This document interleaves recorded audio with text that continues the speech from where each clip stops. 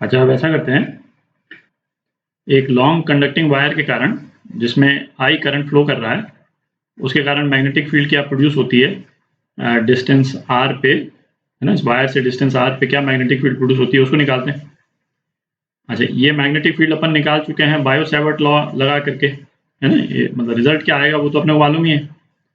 क्या रिजल्ट आया था, mu naught I upon 2 pi r. ठीक है, तो अपन ने बायो सेवर्ट लॉ लगा के इंटीग्रेशन करके जो है ये रिजल्ट निकाला था।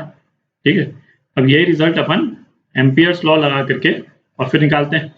ठीक है, तो ऐसा करते हैं, जैसे ये वायर जो है वो इस स्क्रीन के प्लेन में है, इसको स्क्रीन के परपेंडिकुलर कर देते हैं, है ना, मतलब थ्रू द प्लेन कर देते हैं, डायग्राम चेंज करते हैं इसका। तो ये वायर का डायरेक्शन अपन ने चेंज कर दिया, ये वायर जो है वो इस पेपर से बाहर आ रहा है। ठीक है, और करंट का जो डायरेक्शन है, करंट का डायरेक्शन मैं यहाँ बना देता हूँ, ये करंट का डायरेक्शन है ना, आउटसाइड द पेपर आ रहा है। ठीक है, अच्छा, तो एम्पियर्स लॉ का क्या रिलेशन देखा था अपन ने, B dot d L is equal to mu naught I inside. ठीक है, किसी भी लूप के अराउंड यदि हम ये बी डी एल की वैल्यू निकालते हैं, जिसके अंदर, जिस लूप के अंदर यदि कोई करंट कैरिंग वायर है, तो म्यू नॉट आई इनसाइड के बराबर होगा ये, है ना, ये हमको मालूम। तो अब आप देखें, है ना, ये मतलब एम्पियर्स लॉ का ये सिंपलेस्ट केस है ना। जैसे गॉस लॉ का सिंपलेस्ट केस क्या होता था, एक सिंगल चार्ज। तो ये इन्फिनिट करंट कैरिंग वायर जो है सिंपलेस्ट केस है एम्पियर्स लॉ का। ठीक है, तो इसको अप्लाई करने के लिए सबसे पहला अपन ने क्या किया, हमने ढूंढा एक सिमेट्रिकल लूप ढूंढा। और सिमेट्रिकल लूप का मतलब कि लूप का हर पॉइंट वायर से सेम डिस्टेंस पे है।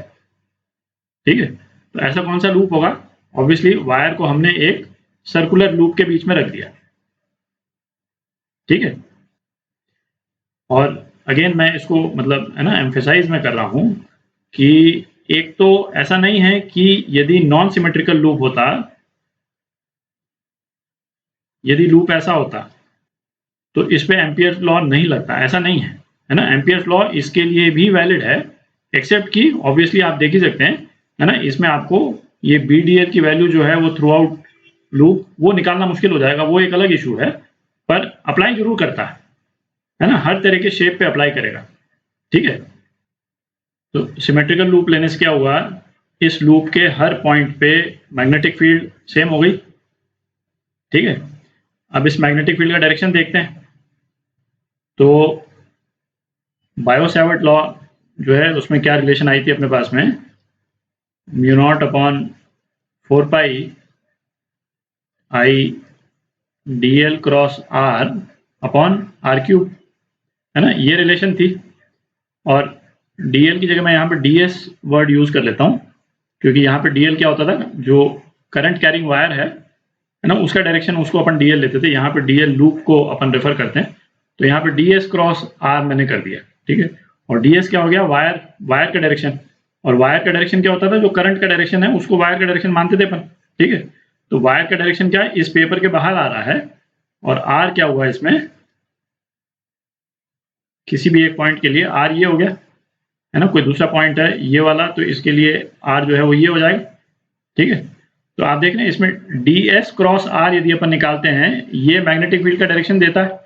ठीक है, तो इस लूप में हर पॉइंट पे मैग्नेटिक फील्ड का डायरेक्शन क्या हो जाएगा, इस लूप के टेंजेंशियल हो जाएगा, दिख रहा है, मैग्नेटिक फील्ड का डायरेक्शन जो है वो ये हो जाएगा, क्योंकि ये वायर जो है वो परपेंडिकुलरली बाहर निकल रहा है। तो इस वायर के डायरेक्शन में फिंगर्स लेके उसको आर की तरफ यदि बेंड करेंगे, तो बी का क्या डायरेक्शन आएगा, थंब का डायरेक्शन आएगा, जो कि इस डायरेक्शन में आ जाएगा। ठीक है, तो अपने पास में दो चीज आ गई, एक तो मैग्नेटिक फील्ड का डायरेक्शन आ गया, पूरे लूप में मैग्नेटिक फील्ड का डायरेक्शन जो है वो टेंजेंशियल है इस लूप के। ठीक है, और दूसरी अपने पास में क्या चीज आ गई, चूंकि लूप सिमेट्रिकल है विथ रिस्पेक्ट टू करंट, तो ये बी जो है वो थ्रू आउट जो है वो कांस्टेंट है। ठीक है, मैग्नीट्यूड इसका मतलब सेम है। अच्छा, अब डीएल, तो डीएल जो है वो डीएल तो बाय डेफिनेशन जो है वो लूप के टेंजेंशियली ही होता है। तो डीएल का डायरेक्शन हर पॉइंट पे क्या हो जाएगा, बी के डायरेक्शन के अलॉन्ग ही हो जाएगा, क्योंकि बी जो है वो टेंजेंशियल है, अभी अपन ने देख लिया, ठीक है। तो throughout B dot d l, है ना, बी डॉट डी एल के बीच में एंगल कितना है, थ्रू आउट 0 डिग्री है, ठीक है। तो अब इस स्टेप से सबसे पहले हमको क्या करना है, ये डॉट प्रोडक्ट को तोड़ना है, ठीक है। उसके बाद में बी को बाहर ले जाएंगे। तो हमने सबसे पहला काम क्या किया, डॉट प्रोडक्ट को तोड़ दिया, B D L cos 0 is equal to mu naught I in, ठीक है। फिर उसके बाद में कॉस 0 1 हो गया, तो B D L is equal to mu naught I in, है ना। डॉट प्रोडक्ट खत्म हो गया। सबसे पहले हमने एंगल देख करके डॉट प्रोडक्ट को हटा दिया। अब नेक्स्ट स्टेप, अब हम यूज करेंगे जो हमने ये जो चीज की ना, सिमेट्रिकल लूप लेने का फायदा जो है वो अब हमको होगा। क्या फायदा होगा, बी को इंटीग्रल के बाहर ले गए, बी यहाँ आ गया, ठीक है। और अंदर हमारे पास में क्या बच गया, d L is equal to mu naught I n, ठीक है। अब क्या, अब तो केवल सर्कमफ्रेंस निकालना रह गया। तो ये क्या हो गया, बी इंटू 2 पाई आर, ये आर कैपिटल, म्यू नॉट आई, है ना, आई इन तो आई के बराबर ही है। तो मैग्नेटिक फील्ड क्या आ गई, mu naught I upon 2 pi r, ठीक है। तो ये इन्फिनिट, तो ये लॉन्ग कंडक्टिंग वायर के कारण जो मैग्नेटिक फील्ड अपन ने बायो-सैवर्ट लॉ से भी निकाली थी, वो अपन ने एम्पियर्स लॉ से भी निकाली।